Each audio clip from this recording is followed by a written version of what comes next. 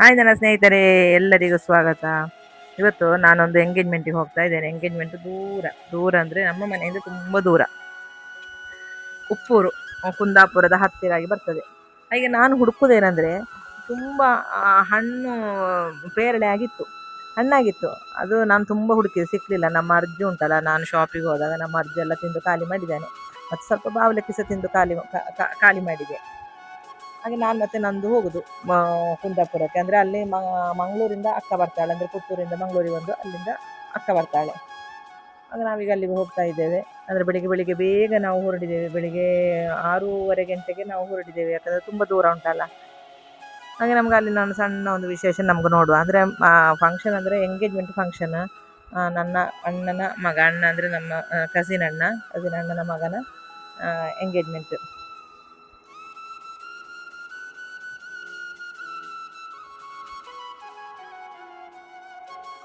ಹಾಗೆ ನಾವೀಗ ಉಪ್ಪೂರಿಗೆ ಅಲ್ಲಿಗೆ ಮುಟ್ಟಿದೆವು. ಹಾಗೆ ಅಲ್ಲಿ ನಾನು ಸಣ್ಣ ಒಂದು ವಿಶೇಷ.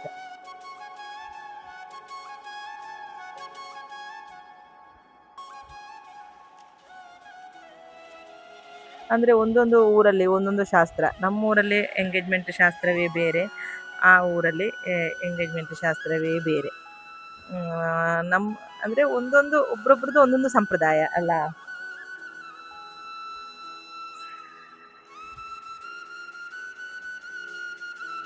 ನಾವಂದರೆ ನಮ್ಮ ಹುಡುಗನ ಕಡೆ ಸೈಡಿದು ಸ್ವಲ್ಪ ಸಂಪ್ರದಾಯ ನಾವು ಮಾಡಿದೆವು, ಅವರು ಅವರ ಕಡೆದು ಸ್ವಲ್ಪ ಸಂಪ್ರದಾಯ ಮಾಡಿದೆವು. ಅಂತೂ ಎರಡು ಕಡೆದವಾಗ ಫಂಕ್ಷನ್ ಚೆಂದಾಗಿತ್ತು.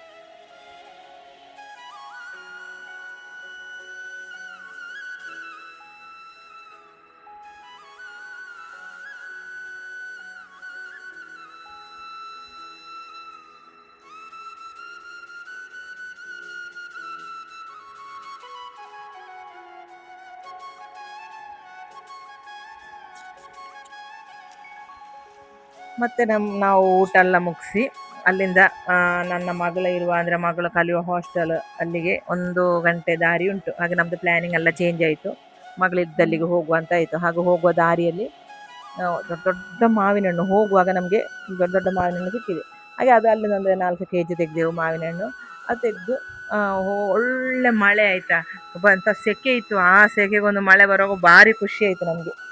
ಮತ್ತು ಹಾಗೆ ಮಗಳ ಹಾಸ್ಟೆಲಿಗೆ ಮುಟ್ಟಿದೆವು. ಮಗಳು ನಮ್ಮ ನೋಡುವಾಗಲೇ ಓಡಿ ಹೊರಗೆ ಬರ್ತಾಳೆ. ಹಾಗೆ ಅಲ್ಲಿಂದ ಮತ್ತೆ ಅವಳಿಗೆ ಅಂದರೆ ಒಟ್ಟಿಗೆ ಸೇರಿದ ನಂತರ ಮತ್ತೆ ಅವಳಿಗೆ ಹೋಟ್ಲಿಗೆ ಹೋಗಬೇಕು, ಅದಾಗಬೇಕು, ಇದಾಗಬೇಕು, ಸುಮಾರು ಕಂಡೀಷನ್ಸ್ ಇತ್ತು. ಹಾಗೆ ನಾವು ಅಲ್ಲ ಹತ್ತಿರ ಇರುವ ಹೋಟ್ಲಿಗೆಲ್ಲ ಹೋಗಿ ಅವಳಿಗೆ ಬೇಕಾದ ಫುಡ್, ಅವಳಿಗೆ ಹಾಸ್ಟೆಲ್ ಫುಡ್ ಆಗುವಾಗ ಅಷ್ಟು ಅಂದರೆ ಮತ್ತೆಂತ ಮಾಡೋದಲ್ಲ, ಉಪಾಯ ಇಲ್ಲ, ಹಾಸ್ಟೆಲ್ ಫುಡ್ ತಿನ್ನಲೇಬೇಕಲ್ಲ. ಹಾಗೆ ಅವ್ರದ್ದು ಜೋರು ದೊಡ್ಡಮ್ಮನ ಮತ್ತು ಮಗಳದ್ದು ಜೋರು ಎಲ್ಲ ಇದಾಗ್ತಾ ಉಂಟು. ಹಾಗೆ ಹೀಗೆ ಹೇಳಿ ಚರ್ಚೆಗಳಾಗ್ತಾ ಉಂಟು. ಹಾಗೆ ಅವಳಿಗೆ ಬೇಕಾದ ಫುಡ್ ನಾನು ತೆಗೆದುಕೊಟ್ಟೆ. ಚಿಕನ್ ಐಟಮ್ಸ್, ಆಮೇಲೆ ಶೇಕ್ ಅಂತೆ, ಚಾಕ್ಲೇಟ್ ಶೇಕ್, ಆಮೇಲೆ ಮತ್ತು ಸ್ಪ್ರೈಟ್, ಆ ಥರದ್ದೆಲ್ಲ ಅವಳಿಗೆ ಬೇಕಾಗಿ ಐಟಮ್ ಎಲ್ಲ ತೆಗೆದುಕೊಟ್ಟೆ.